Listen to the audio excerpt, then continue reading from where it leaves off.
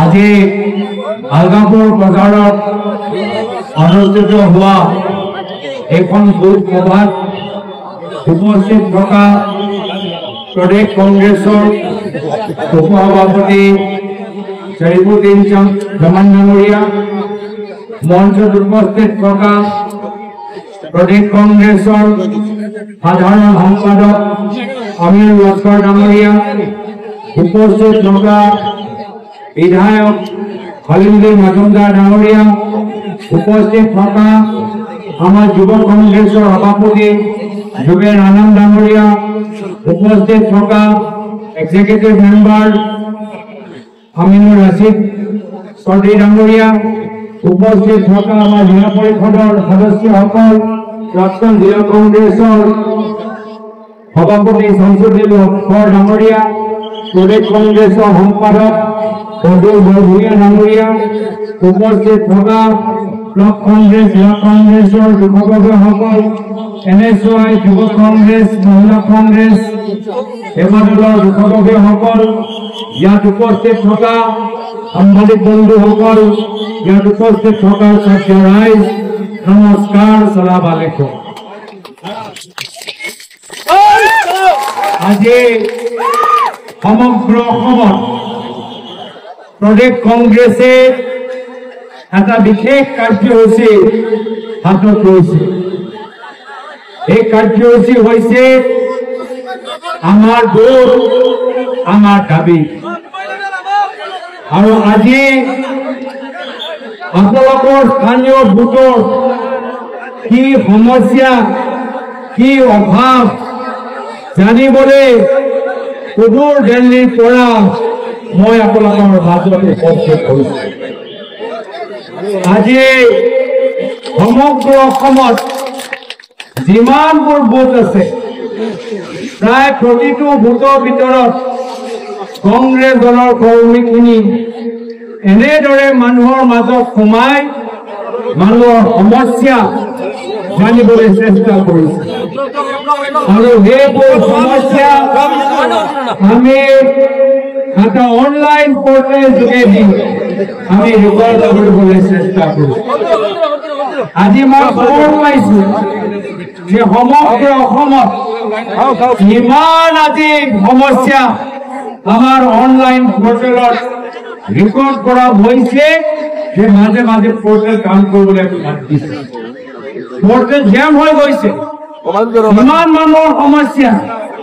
আজি ৱেবছাইটটো আজি ইমান লোড ল'ব পৰা নাই। সেইটোৱে প্ৰমাণ কৰে বৰ্তমানৰ অসমৰ ভিতৰত ইমানখিনি কাম কৰিবলগীয়া আছে, দুখীয়া মানুহৰ ইমান কষ্ট। আজি এটা বজাৰৰ ভিতৰত যিবোৰ মানুহ সৰু দোকান চলাই আছে, আজি তেওঁলোকৰ কিমান কষ্ট। আজি দোকানৰ ভিতৰত যিবোৰ বস্তু বিক্ৰী কৰি আছে, সেই বস্তুবোৰ কিনিবলৈ হলে কিমান টেক্স দিবলগীয়া হৈছে, কিমান কষ্ট হৈ গৈছে। আজি বজাৰৰ ভিতৰত এজন ভালকৈ দোকান চলাবলৈও আজি মানুহৰ কিমান কষ্ট হৈছে, আমি কথাবোৰ বুজি পাইছো। আমি বুজি পাইছো যে নিজৰ ঘৰৰ ল'ৰা ছোৱালী ভালকৈ পঢ়াবলৈ হলে আজি কিমান কষ্ট হৈছে। গাঁৱৰ ভিতৰত আজি চৰকাৰী স্কুল বন্ধ কৰি বৰ্তমান হিমন্ত বিশ্ব শৰ্মা ডাঙৰীয়া চৰকাৰে মদৰ দোকান খুলিবলৈ আৰম্ভ কৰিছে। ইয়াতকৈ আৰু লজ্জাজনক কথা কি হ'ব পাৰে যে অসমৰ প্ৰাক্তন শিক্ষামন্ত্ৰী, বৰ্তমানৰ অসমৰ মুখ্যমন্ত্ৰী অসমৰ চৰকাৰী স্কুল বন্ধ কৰি এতিয়া গাঁৱৰ ভিতৰত মদৰ দোকান। আজি তেওঁলোকে বসুন্ধৰা নামত মানুহ ভূমিপট্টা দিয়া কথা কৈছিল, কিন্তু আজি দুখীয়া মানুহক ভূমিপট্টা দিয়া নাই। আৰু তেওঁলোকে নিজৰ ভাই ককাই আৰু নিজৰ পৰিবাৰৰ নামত চাৰিওফালে মাটি কিনি আছে। আজি দুখীয়া মানুহৰ ঘৰ বনোৱা কথা প্ৰধানমন্ত্ৰী মোদী ডাঙৰীয়া কৈছিল, কিন্তু আজি অসমৰ ভিতৰত দুখীয়া মানুহৰ ঘৰ বুলডোজৰ যোগেদি ভঙা গৈছে। আমি কথা দিছো যে আজি যি বিজেপি দল দুখীয়া মানুহৰ ঘৰ ভাঙি আজি যি আনন্দ লাভ কৰিছে পৰৱৰ্তী দিনত আজি যে অন্যায় কৰি আছে তাৰ উত্তৰ অসমৰ জনসাধাৰণে অহা বিধানসভা নিৰ্বাচন আজি তেওঁলোকে দুখীয়া মানুহৰ ঘৰ উচ্ছেদ কৰি যথেষ্ট আনন্দ লাভ কৰিছে পৰৱৰ্তী দিনত অসমৰ দুখীয়া ৰাইজে এই অহংকাৰী বিজেপি দলটোক মজা দিব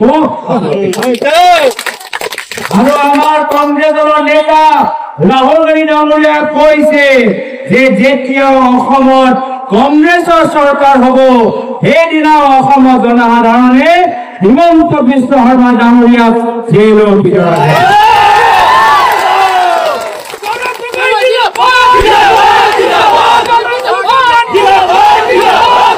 আমাৰ কথা স্পষ্ট যে যিদৰে প্ৰয়াত তৰুণ গগৈদেৱে প্ৰাক্তন অসমৰ মুখ্যমন্ত্ৰী জনসাধাৰণক সহায় কৰিছিল দুখীয়া ৰাইজক সহায় কৰিছিল পৰৱৰ্তী দিনত কংগ্ৰেছ চৰকাৰে এই একে প্ৰয়াত তৰুণ গগৈদেৱৰ আদৰ্শ পালন কৰি আমি ৰাইজৰ মাজত শান্তি সমন্বয় আৰু উন্নতি ঘটাই সেইকাৰণে আমাৰ ওচৰত মাত্ৰ 8 মাহ আছে এই 8 মাহৰ ভিতৰত আমাক কষ্ট কৰিব লাগিব আৰু সেইকাৰণে কংগ্ৰেছৰ মন্ত্ৰ হৈছে এবাৰ যুঁজ হবে এবাৰ যুঁজ হবে এবাৰ যুঁজ হবে এবাৰ যুঁজ হবে এবাৰ যুঁজ হবে কংগ্ৰেছ দল যুঁজিব কংগ্ৰেছ দল জিকিব এইখিনি কথা কৈ আজি এই সভাৰ ভাল দৰে